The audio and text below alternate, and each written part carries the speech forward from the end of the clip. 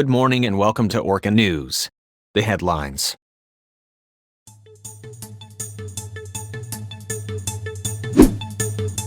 The list of candidates for the 2022 elections has been announced.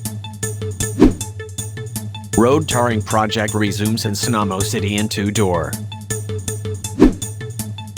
President Limson to conduct a briefing regarding the proposed two-door nuclear power plant momentarily.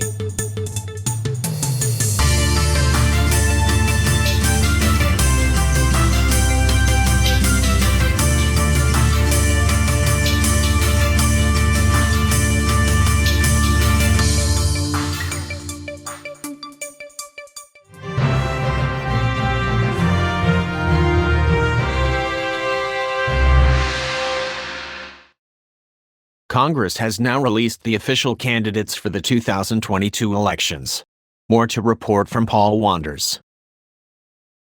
It has been decided by the three major parties to elect a candidate for a position in the Landova general elections next year. The primary caucus elections had been done last Saturday with candidates winning a position on the ballot. The official list of candidates is as follows.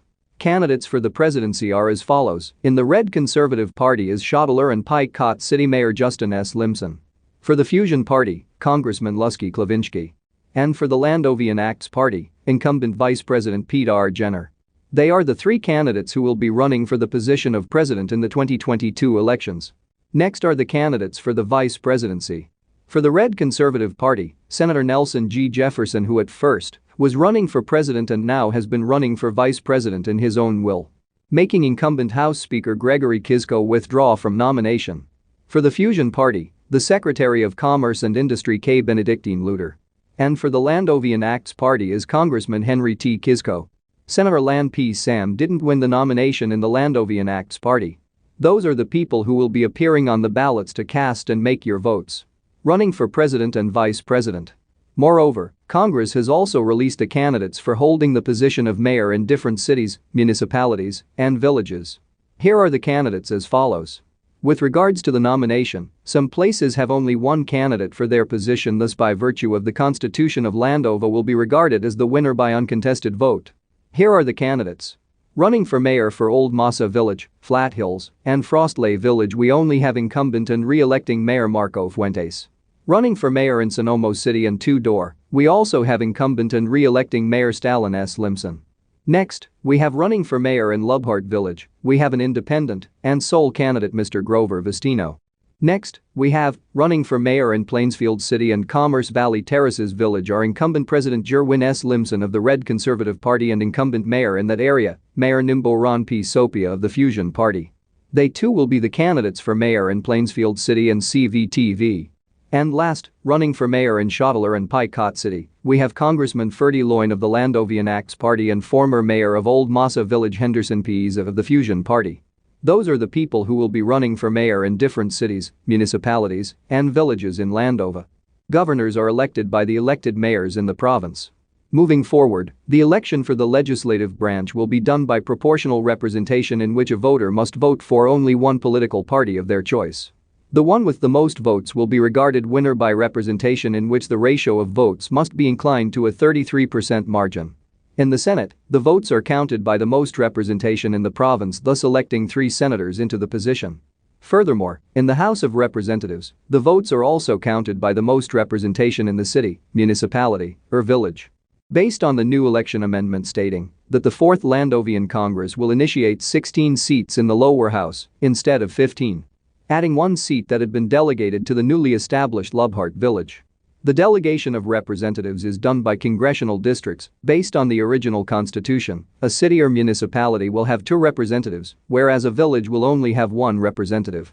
Thus in total making 16 representatives to be elected in the House of Representatives. Winning parties are selected by proportional representation in which a party may win 1 seat if the vote ratio surpassed the 33% margin.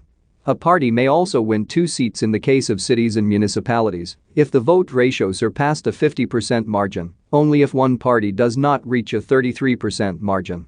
A city or municipality can split 2 seats for winning parties in terms of delegation ratio. In this matter, in general, if both parties reach a 33% vote margin, each of them will win 1 seat respectively.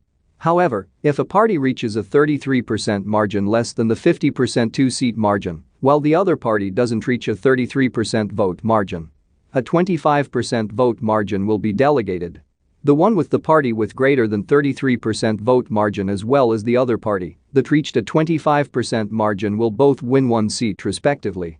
In case there's a tie, the party of the elected mayor wins a seat in the lower house, and the other party will have to break the tie for, in this case, a coin toss or any fair tiebreaker game. Those are the things that we are expecting in the 2022 general elections that will now last for 2 years in a term. This is Paul Wanders reporting for Orca News.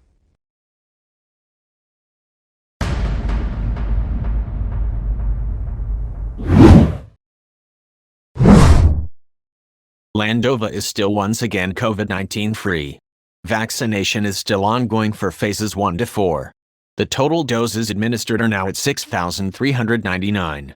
Partially vaccinated individuals are now at 4,692, and the fully vaccinated are now at 1,707. Meanwhile, closure is still indefinitely imposed in two-door.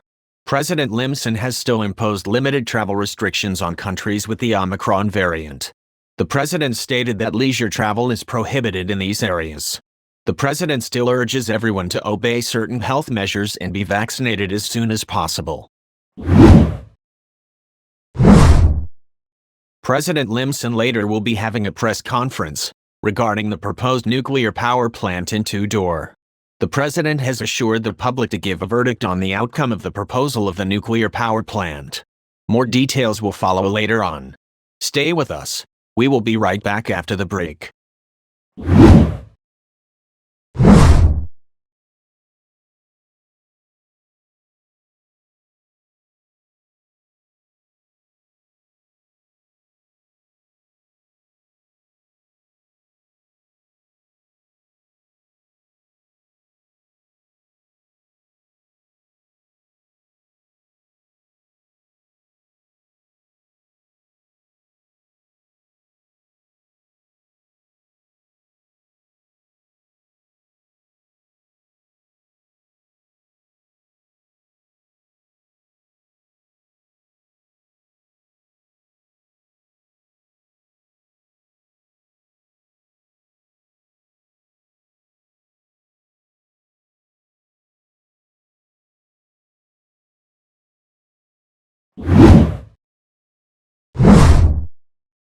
The road tarring project will now begin in Sonoma City in the municipality of Two-Door. The road tarring project will replace all concrete roads with asphalt. It was begun in the province of Antiridian up to Plainfield, and now to Sonoma City and Two-Door. Do expect road closures in the area. The Plainfield-Sonoma Bridge will be closed for 2 lanes. Motorists are advised to travel for necessary reasons. 2 lanes are dedicated for inbound and outbound traffic on the bridge. The rest will be done for the tarring process. The project is expected to be finished by the end of the year. President Limson expects the road tarring project will be finished by the end of his term in all places in Landova.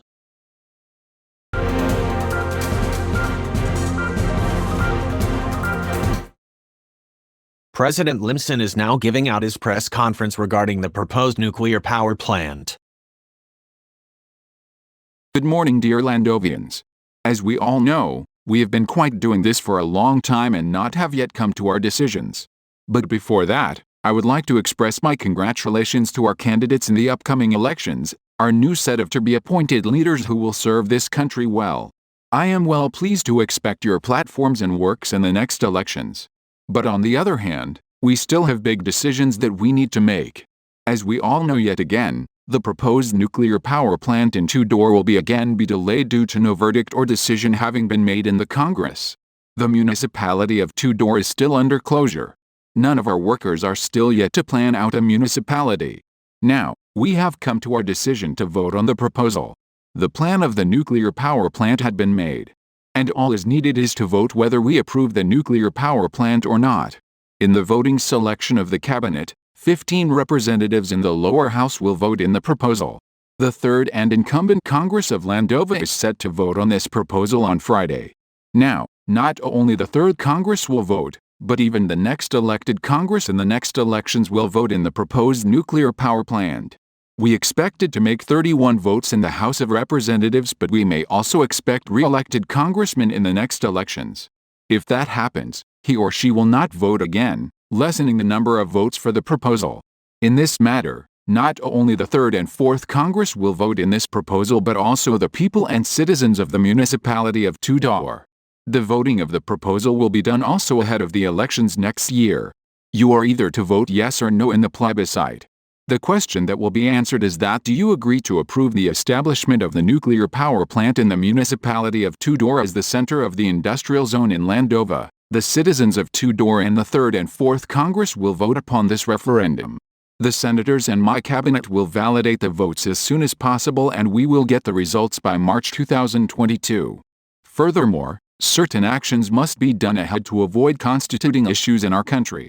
And now that has been addressed, I would also like to address our other issues and suggestion by the Transportation Department and the Landova Metro Transit System.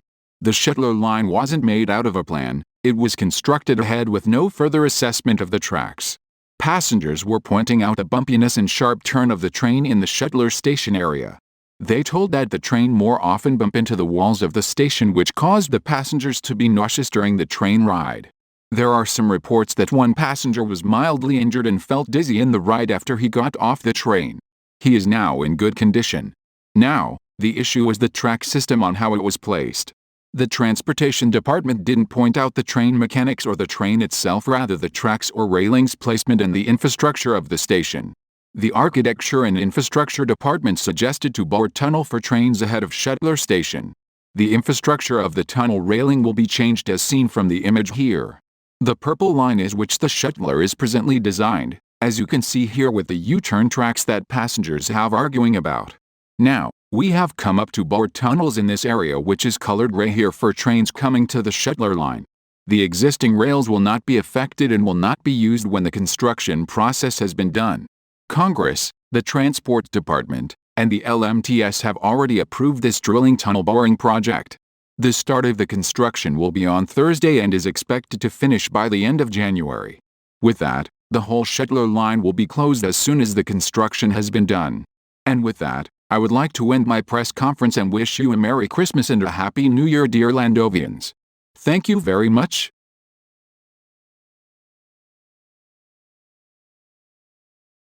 And that was President Limson's press conference for today regarding the proposed nuclear power plant, as well as the tunnel boring project in the Shuttler line. The updates of his speech will be given after the weather report. For now, here's our weather for today.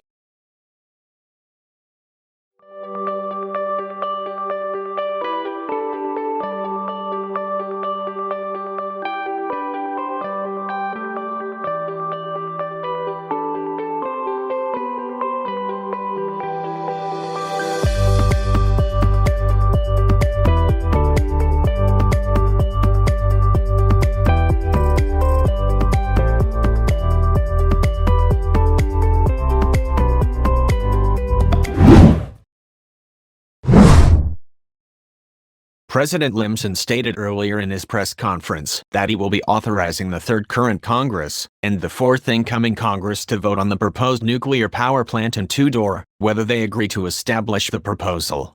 The citizens of Tudor, he said, will also be voting on the said referendum on the day of elections in February.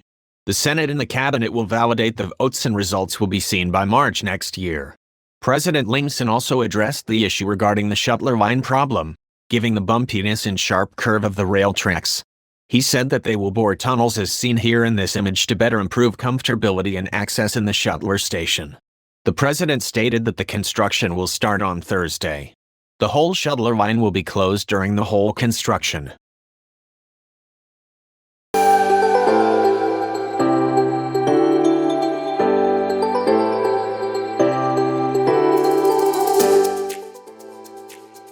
Here's our Orca Fact for today.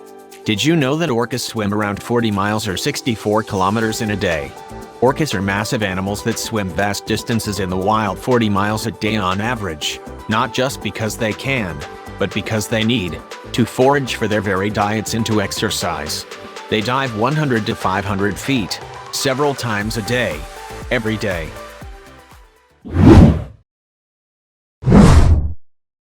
And that's it for today's news. This is Garson Nilgers, reporting for Orca News. Good morning, everyone.